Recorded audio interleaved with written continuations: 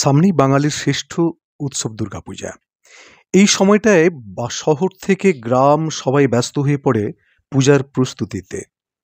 তবে পূজার এক অন্যতম অঙ্গ হলো প্রতিমার সাজ।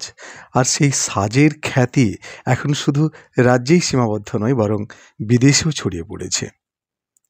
পূর্ব মেদিনীপুরের পটাশপুর ২ নম্বর ব্লকের ঝুরিয়া গ্রামের গৃহবধূ সুমিতা গিরিও তেমনই একজন শিল্পী, যিনি নিজের গায়ে গহনা না জুটলেও মায়ের জন্য গহনা তৈরি করেই আনন্দ পান।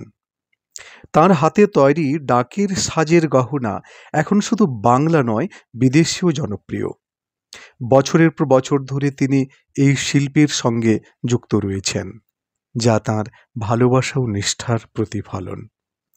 সামনেই গণেশ পুজো, বিশ্বকর্মা পুজো এবং তারপরেই আসছে বাঙালির শ্রেষ্ঠ উৎসব দুর্গাপূজা, লক্ষ্মী পুজো ও কালী পুজো। এই উৎসবগুলির জন্য এখন থেকেই দম ফেলার ফুরসত নেই ঝুরিয়া গ্রামের বাসিন্দা সুমিতা গিরির। শোলার কাজ করা তাঁর নেশা, ভালোবাসা এবং তার পরিবারের আয়ের অন্যতম উৎস।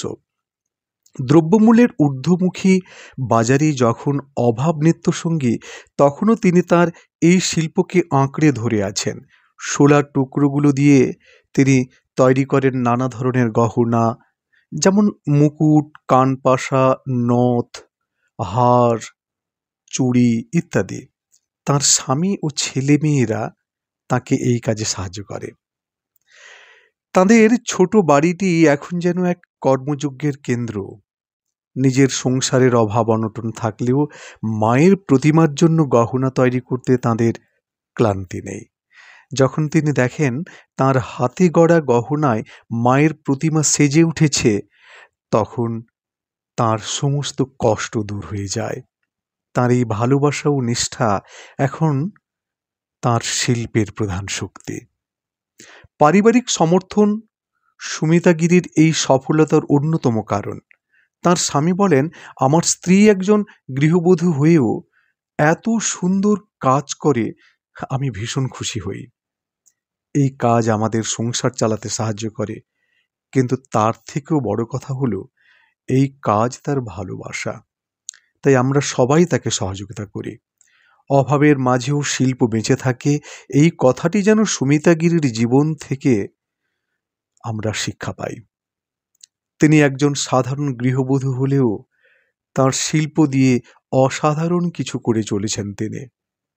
তাঁর এই নিষ্ঠা, কাজের প্রতি তাঁর এই ভালোবাসা এবং পরিশ্রম আগামী প্রজন্মের কাছে এক দৃষ্টান্ত হয়ে থাকবে। নিজের গায়ে গহনা না জুটলেও মায়ের সাজেই আনন্দ খুঁজে পান পটাশপুরের সুমিতা। অভাবকে সঙ্গী করে মায়ের গহনা তৈরি করছেন এই গৃহবধূ। ডাকের সাজ আসছে বিদেশেও। আচ্ছা, এই যে ডাকের সাজের কাজ, মানে এটা কত বছর ধরে করছেন? আমি প্রায় 10 বছর ধরে করছি এই কাজটা। মানে এই কাজ কি বাড়ির অন্য কেউ করে? হ্যাঁ, বাড়িতে সবাই করে এবং বাইরেও সবাই করে। মেয়েরা বাড়ি থেকে দিয়ে আসে ওদের কাছে, মানে ওরা দিয়ে করে বাড়িতে পাঠিয়ে দেয়। এই কাজের উপর কি সংসার চলে? হ্যাঁ, এই কাজের উপরে সংসার চলে। কাজের ফাঁকেও, মানে কাজের ব্যস্ততার ভিতরেও এই কাজ এসে আমাদের করতে হয়।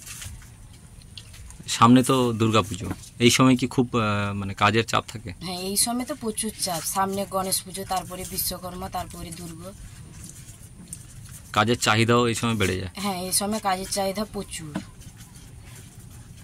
আরো এলাকার আরো মহিলারা কি এই কাজের সঙ্গে যুক্ত? এই কাজের সঙ্গে সবাই যুক্ত।